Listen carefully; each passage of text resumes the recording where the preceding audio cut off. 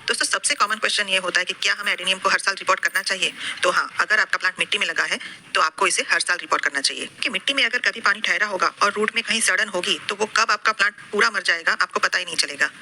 दूसरा रीजन ये होता है कि एडेनियम अपने तने में पानी स्टोर करके रखता है क्योंकि ये सेकेलेंट वैरायटी का प्लांट है और उसके रूट भी बहुत जल्दी पानी एब्जॉर्ब कर लेते हैं, तो उसका जो कॉर्डेक्स है वो मिट्टी के अंदर भी मोटा होता रहता है। तो जब हम उससे रिपोर्ट करते हैं तो उसके कॉर्डेक्स को 1 से 1.5 इंच तक ऊपर उठा के लगाते हैं ताकि वो सुंदर दिख सके। इसकी वजह से भी हमें इसे हर साल रिपोर्ट करना चाहिए। दूसरा काम होता है एडेनियम की रूट प्रूनिंग। जब हम एडेनियम को मिट्टी से निकालते हैं तो उसमें कई छोटी बड़ी रूट ग्रो होती है, तो कई बार मिट्टी के अंदर बहुत लंबी रूट भी ग्रो हो जाती है, तो हम उसे नीचे से काट देते हैं ताकि जब अगली बार जो रूट ग्रो होगी तो वो साइड से ग्रो होगी। हाँ, लेकिन काटने से पहले आप जो भी टूल ले रहे हो उसको सैनिटाइज करना बहुत ज़रूरी है। इसके लिए आप अपना शार्पनर ले लीजिए, उसे साफ कर लीजिए, या फिर आप नया वाला ब्लेड ले लीजिए, उससे भी आप कट कर सकते हैं। क्योंकि एडेनियम बोनसाई जैसा लुक देता है तो इसका पॉट गहराई में छोटा होता है तो बहुत सुंदर लगता है, इसलिए अगर इसकी रूट लंबी होगी तो पॉट में भी प्लांट सही से लग नहीं पाएगा, इसलिए हमें इसकी रूट प्रूनिंग करनी चाहिए। और दूसरा, जब हम एडेनियम को थोड़ा ऊपर उठा के रिपोर्ट करते हैं तो उसके साइड में भी छोटी छोटी रूट होती है, तो अगर हम इसको भी नहीं काटेंगे तो उसका कॉर्डेक्स इतना अच्छा नहीं दिखेगा।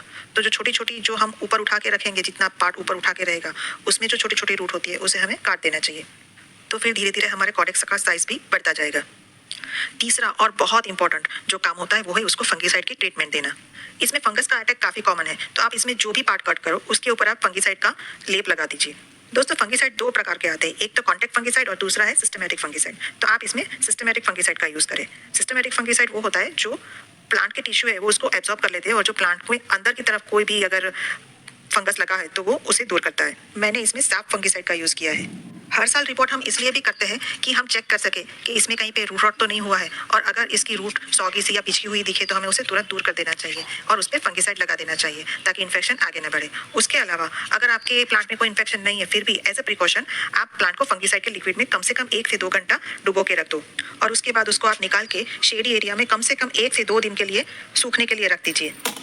और लास्ट में जो चौथा काम था, डुबो के रख दो, और उसके बाद उसको आप अगर